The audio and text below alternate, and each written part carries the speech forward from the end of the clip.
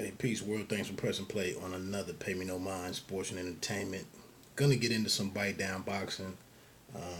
What do I want to talk about? I saw the Teddy Atlas his YouTube podcast breaking down Spence and Porter, Triple G and Derevyanchenko, and then maybe I guess the big reason for today, or my big to do list. I mean to do today is Claressa Shields and Ivana Habazin up in Flint, Michigan tomorrow night. I'm on my actually it's what 7 a.m. I'm getting ready to hit the road to head up to Flint to try to catch this weigh in and go from there. But so I guess I'll start with the Teddy Atlas thing. Again, I'm not offended or my mind is not blown because Teddy Atlas had the Errol Spence Jr. and Sean Porter fight. He saw it differently than me. Fair enough. To each his reach. I am a little shocked that I'm listening to the video for a good 10 or 12 minutes, and there's so him Atlas and his co-host are so enamored with Sean's pressure and his inside fighting or infighting, and his energy and activity, his busyness, and cool.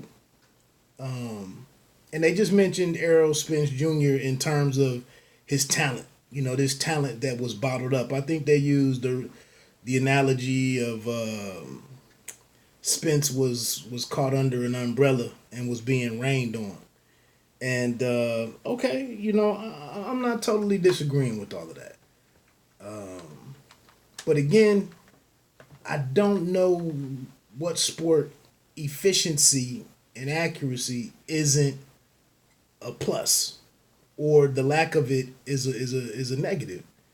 And one of the crazy stats, going off track here, one of the crazy stats in football, when you really think of it, I guess, is yards per attempt by a quarterback.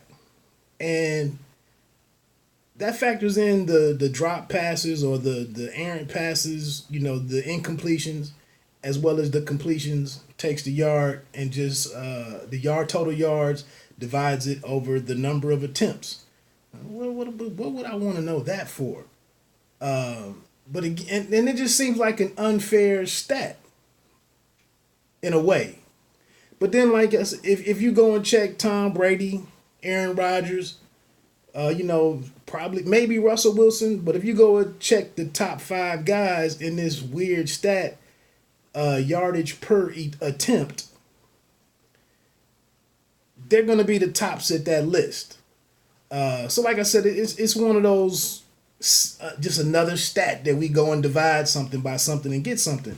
But looking at Sean in this fight, man, I think he was inaccurate. And then secondly, I'm shocked that they didn't mention anything about Spence's defense. I thought, and I didn't mention this in the earlier video, but Spence was catching at the end of the fight, the last few rounds. He was using his hands and catching a lot of shots, standing inside, kind of got into a rhythm and was actually in a rhythm defensively, and wasn't taking a lot of big shots, over the last 2 or 3 rounds. But again, like I mentioned earlier, at the end of the 8th round, at the end of the 9th round, I mean, Spence is over in his corner, listening to the music and doing his thing. This is not a man who was bothered by, flustered. This is not a guy who was sped up. He was never sped up, by Porter's pressure. Like, he was feeding off of it, knowing that I'm doing this to get to the knockout that I promised. So like I said, man, I'm dumbfounded. uh, at the praise that we seem to be getting from Sean's, a return of what we know him for, what his calling card is, what his signature aspect of his game is. It seems like he's getting a lot of credit for that, but not enough questions about it. Like, why aren't you, even though you're doing it, where's the effectiveness with doing that? But again, we all see it the way we see it. At the end of the day, I think the right guy got his hand raised. I will go along with one of the things I was going to mention on another podcast. I was going to call into earlier in the week was when does the PBC step back and run some of these fights back?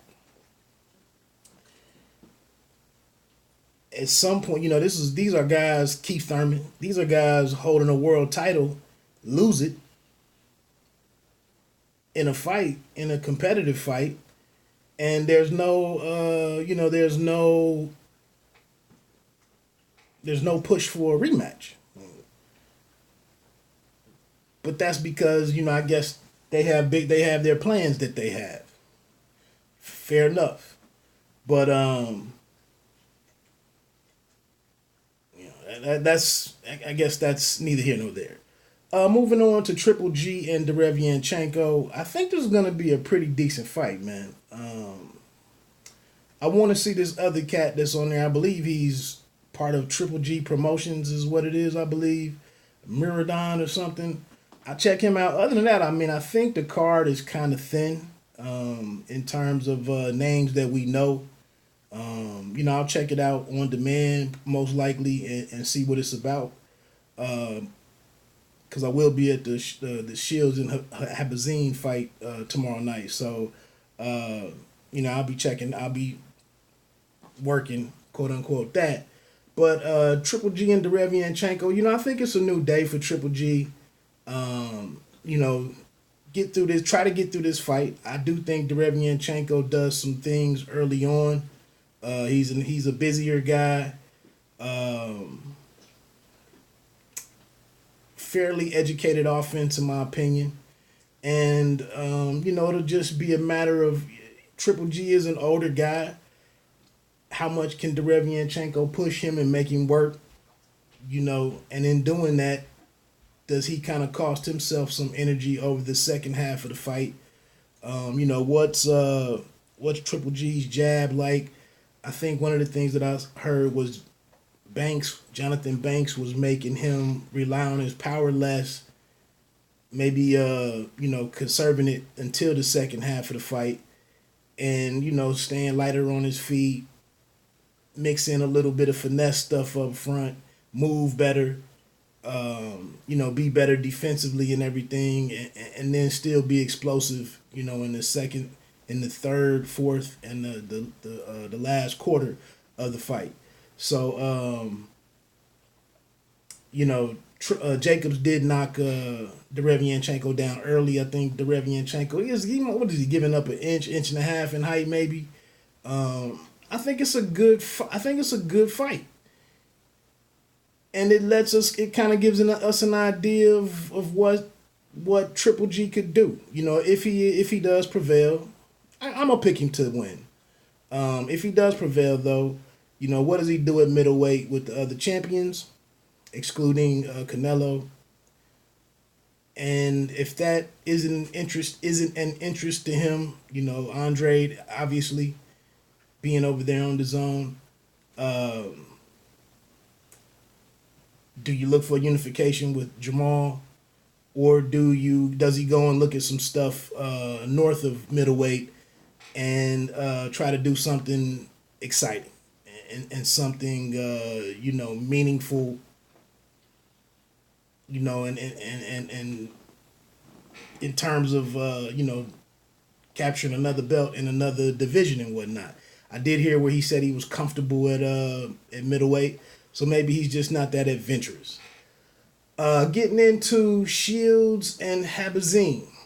I didn't watch many more of the Showtime shorts the promo pieces for this. I just had stuff going on this week.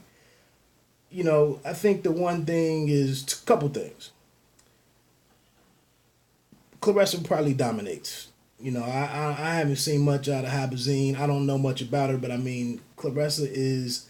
She seems to love fighting, love boxing, love getting better at this thing. Working at her craft, showing levels, showing improvement fight to fight. She's cognizant of a lot of stuff.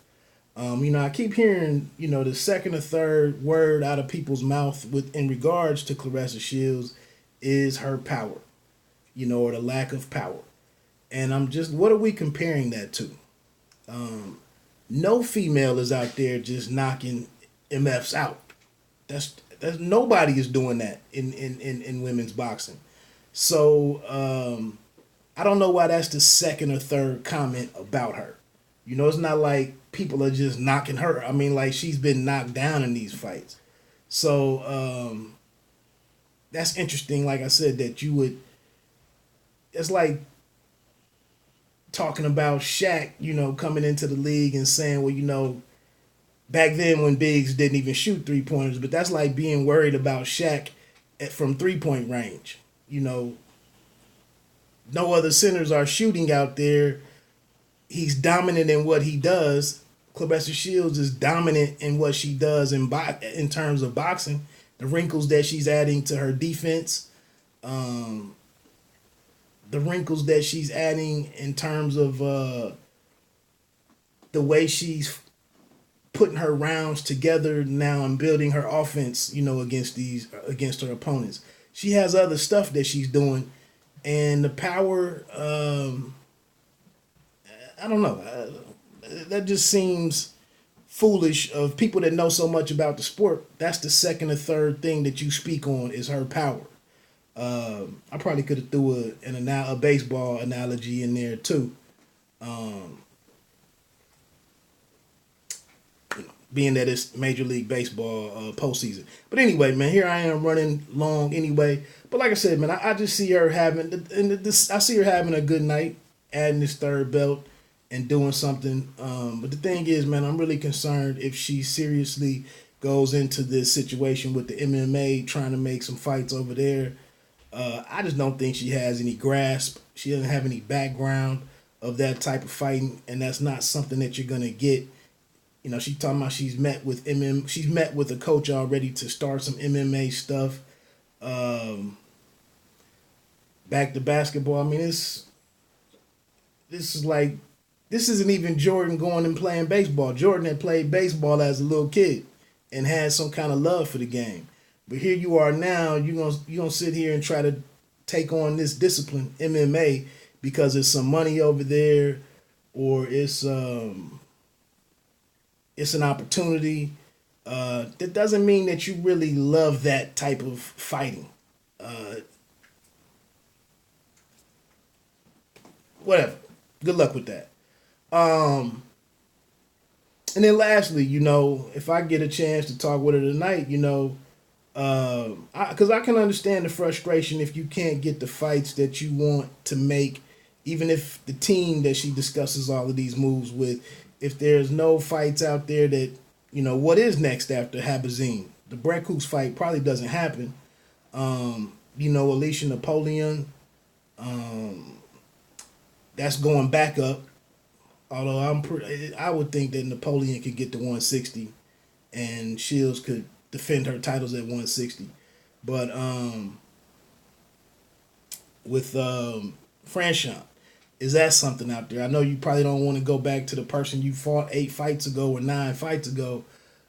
So I guess that's just it, is the women's ranks above super welterweight are somewhat thin. And is that a major concern? Or do you see any benefit in trying to, go back to middleweight? And I'm looking for an American opponent. Raquel Miller is out there. Like I said, Franchon is out there. She's got some more experience under her belt now. They met in their respective debuts. Would there be any sense in running that back? I don't know. So anyway, that's just the reality of what's out on the horizon for Claressa. I guess her and her team have to chop it all up and see what move makes the most sense. So let me get on out of here. Like I said, man, that's the week. That's the plans for the weekend. Head up to Flint, check this fight out. Very interested in seeing Jaron Ennis back in action.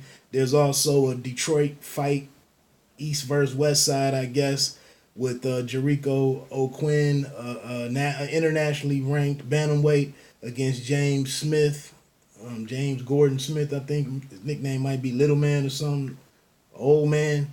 Those guys have been on these cards in Detroit for the past 3 years, maybe, and Smith was infamously for him was the launching point for Joshua Greer Jr.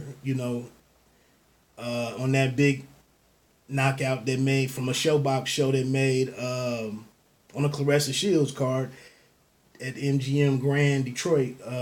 Where Don't Blink knocked him out, and it made SportsCenter's top 10. So that'll be a good fight. And then, Jermaine Franklin, they keep referring to him as the best heavyweight, U.S. Heavyweight prospect. I'll need to see a little bit more tomorrow night. But anyway, let me get on off of here, man. Bite Down Boxing. Don't let them count you out. Please subscribe to the channel. Hit that like button if you liked anything that was discussed here on this video. And, I'll holler at you in the future. One.